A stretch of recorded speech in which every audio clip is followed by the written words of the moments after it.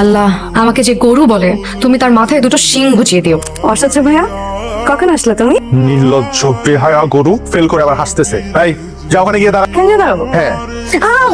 গন্ধ, কাঁচা গোবরের গন্ধ। তুমি সব সময় আমাকে বচাও, এটা কিন্তু একদম ঠিক না। আমি ভাবছিলাম কি জানিস, আমি ভাবছিলাম তোর মাথার গোবর পচে জৈব সার হবে, সেই জৈব সার থেকে একটা সুন্দর A+ বৃক্ষ হবে, কিন্তু না, মাথার গোবর মাথায় রয়ে গেছে। তুমি কি আবারও আমাকে পচাইতেছো? পচানো তো এখন আমি শুরু করি নাই। পচানো কত প্রকার ও কি কি সেটা এখন তুই দেখবি। কান ধর। কি? তোর পানিশমেন্ট কি জানিস? তোর পানিশমেন্ট হচ্ছে তুই দুই কান দুই হাত দিয়ে ধরে রাখবি এবং পায়ে দাঁড়ায় থাকবি কাকের মতো। আর সেগুলো এই হাসবি না, সেগুলো দেখে আমরা মিষ্টি খাবো। এবং সেটা কিসের মিষ্টি জানিস? তোর ফেল করার মিষ্টি। জীবনেও না। জীবনেও না। কান ধর এক্ষুনি, কান ধর। অসহ্য ভাইয়া প্লিজ। চুপ। মানে চুপ থাক। তোর মানে যদি আমি নাই, তুই ফেল করছিস। কান ধর। এই ফেলে মিষ্টি কি যে মজা। এই পটকা, মিষ্টি কেমন রে? খুব ভালো ভাইয়া। ময়ূরী, ফেলটুস কাজলের মিষ্টি কেমন রে? ভাইয়া অনেক বেশি মজা। কাজল, কাজল, একটা মোমবাতি নিয়ে আয়।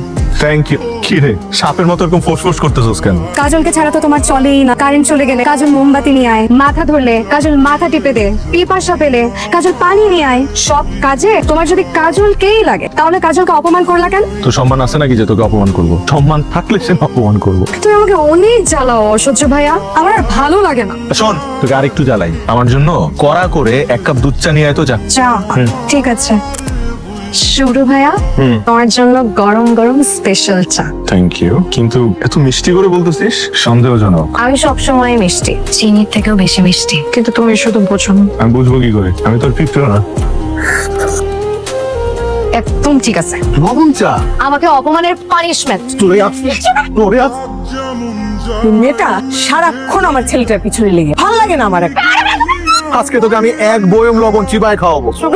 প্লিজ শুরু ভাই, আমার কানটা ছিঁড়ে যাবে তো। ছিড়ুক না, ভালো হবে। মানুষ তোকে কান ছেঁড়া কাজল বলে ডাক। শুরু ভাই প্লিজ, ব্যথা পাচ্ছি শুরু ভাই। ছেড়ে দেবো? ছেড়ে দাও না প্লিজ। ঠিক আছে, তাহলে তুই স্বীকার করে নে যে আমার মাথা ভর্তি গোবর আর চোখ দুইটা গরুর মতো।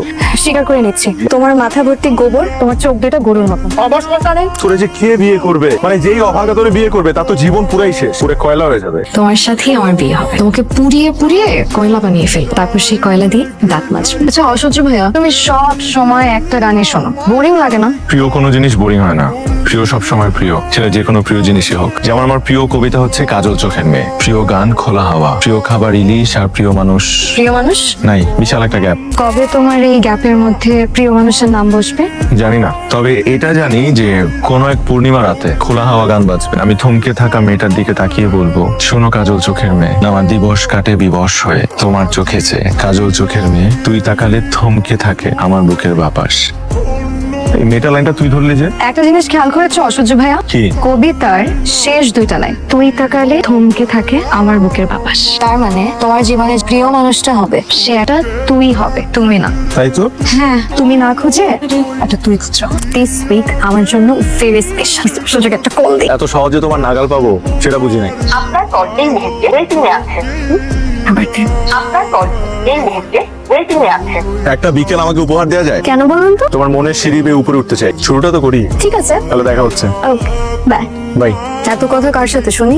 যার সাথে ইচ্ছা তার সাথে। তুই এতবার কল দিচ্ছিস কেন সেটা বল। আমাকে কেন বলবা? আমি তো আর তোমার কেউ না। অবশ্যই তুই আমার কেউ না। কেউ না হয়েও এতবার কল দিচ্ছিস, জরুরি কিছু নাকি? আমার রুচি তোমার ফোনটা এখনই রেখে দেয়া, দে। কিন্তু আমি তো পারছি না। বুধবার হিমু ভাইয়ের বার্থডে, বুধবার ক্লাস শেষ করে সোজা বাসায় চলে আসবা। হিমু ভাই বার্থডে? তাহলে তো আসতেই হয়। আইসো, রাখি। ঠিক আছে ভাই। কেমন লাগছে আমাকে? তোকে? আমাকে তোকে খুব সুন্দর লাগছে। মনে হচ্ছে খুব সুন্দর করে সাজানো একটা গরু।